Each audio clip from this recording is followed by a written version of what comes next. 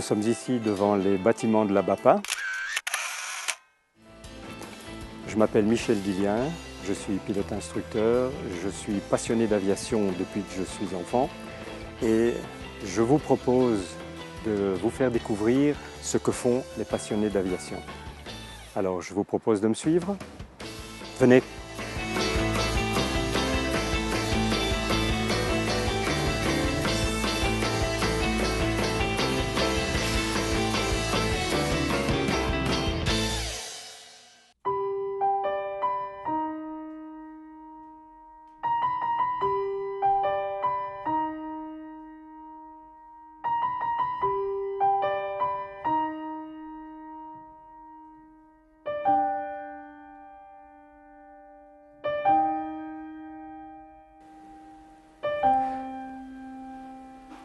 Un des objectifs de la BAPA est la récupération de différentes pièces ayant rapport avec l'aviation.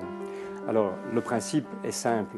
Souvent, les gens découvrent dans des greniers, dans des garages, des pièces aviation dont ils ne connaissent pas l'origine, ils ne connaissent pas l'usage. Alors, ce que nous faisons, eh bien, on les aide à identifier les pièces et on leur dit, mais venez nous voir, venez chez nous, on va vous montrer toutes ces pièces et on va les identifier. Alors, des exemples, on en a pas mal ici. Nous avons des moteurs qu'on a récupérés suite à des crashs d'avions durant la Seconde Guerre mondiale. Alors, par exemple, la première chose que l'on doit faire, évidemment, c'est déterrer ces pièces qui sont dans le sol. Il nous faut des autorisations, il nous faut de la main-d'œuvre pour pouvoir le faire. C'est un travail déjà d'assez longue haleine. Et voilà le genre de pièces que nous découvrons. Alors, imaginez cette hélice, qui est une hélice assez épaisse, en acier, et vous voyez cette pièce qui est allée s'encastrer, qui a déchiré l'hélice. Donc, cette pièce est absolument unique. Elle est unique au monde. Voilà un des trésors de la BAPA. Donc, nous allons la remettre dans un état plus présentable au fur et à mesure du temps. Alors, ceci, donc, ce sont des pièces de récupération historique. Alors maintenant, je vais vous montrer ce qu'on va faire à partir de ces récupérations et vous allez nous suivre de l'autre côté.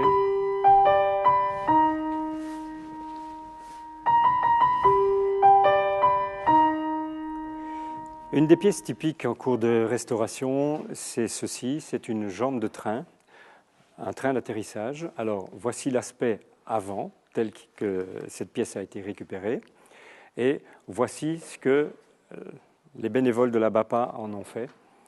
Donc l'un de nous s'est spécialisé dans cette partie et a conçu un support qui permet d'observer le train d'atterrissage. Vous voyez que la pièce est quasi neuve, comme si elle sortait de fabrication d'usine.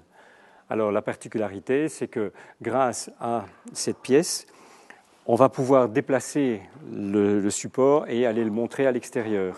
Donc il y a un aspect totalement didactique. Un des aspects, c'est justement le fonctionnement d'un train d'atterrissage. Alors, on va voir comment ça fonctionne. Voilà, nous sommes ici devant la jambe avant d'un train d'atterrissage et toute la mécanique consiste à vous montrer comment rentre ce train dans la carlingue de l'avion.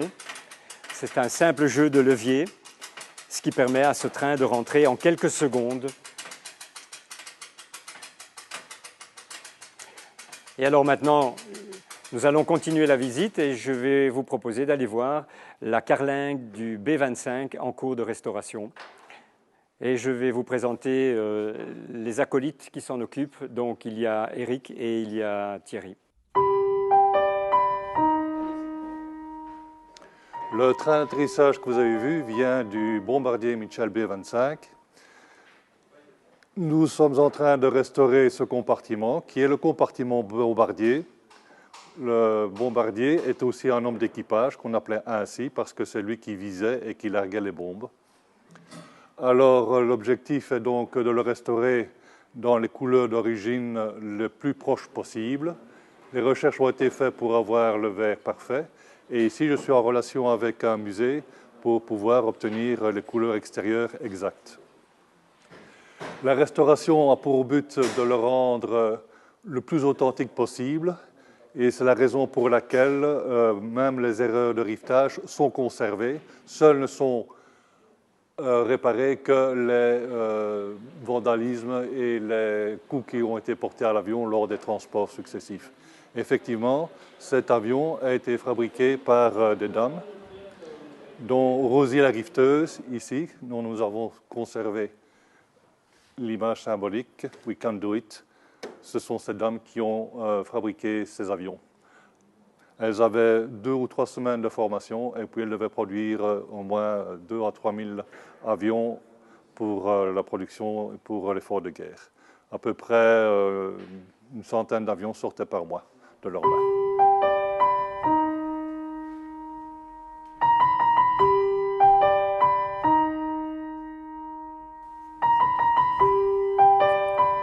Thierry vient de vous parler du B-25 qui a la particularité d'avoir été piloté personnellement par Harrison Ford.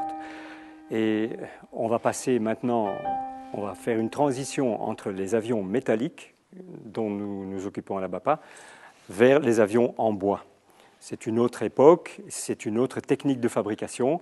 Et pour introduire ça, vous allez venir voir le travail de Daniel qui va vous présenter l'entoilage des avions.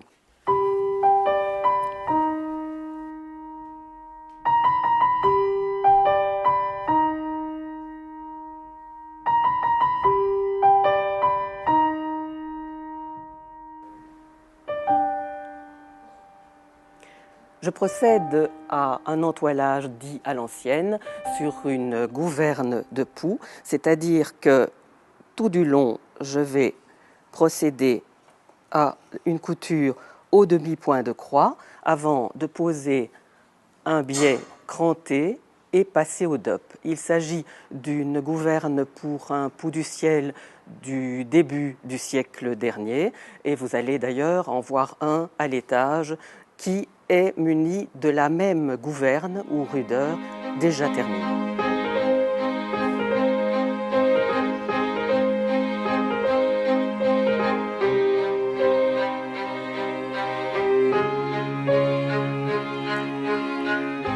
Daniel vient de vous présenter la partie entoilage. Une fois que les pièces sont terminées, on les positionne sur les avions. Ici, vous avez ce qu'on appelle un pou du ciel. Il est terminé, il est prêt à l'exposition. D'ici, on va passer vers un planeur dont s'occupe Thibaut. C'est un planeur des pionniers. Il a été réalisé de manière initiale à la fin du 19e siècle. Donc c'était vraiment les pionniers qui se lançaient depuis une colline et qui étaient tout contents de faire à la limite quelques mètres en planant. Ils se cassaient la figure et ils recommençaient quelques semaines après avoir pansé leurs blessures.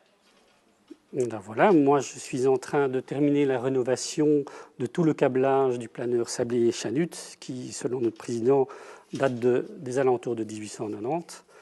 Le travail consiste essentiellement à enlever la rouille, à compléter les parties manquantes, à tout graisser et à vernir les parties métalliques afin qu'elles ne soient plus corrodées pour les années futures. Et puis après, on va l'entoiler.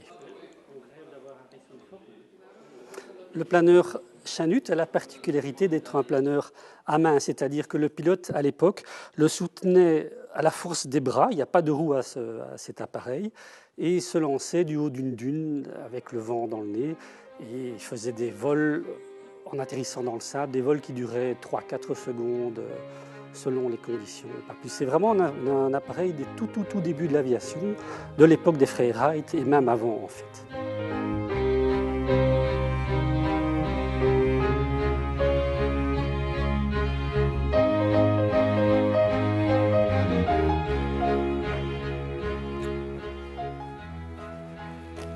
Vous avez vu ce qu'on réalise à la BAPA chaque semaine, on fait des petits miracles. Vous imaginez bien qu'un avion c'est assez grand.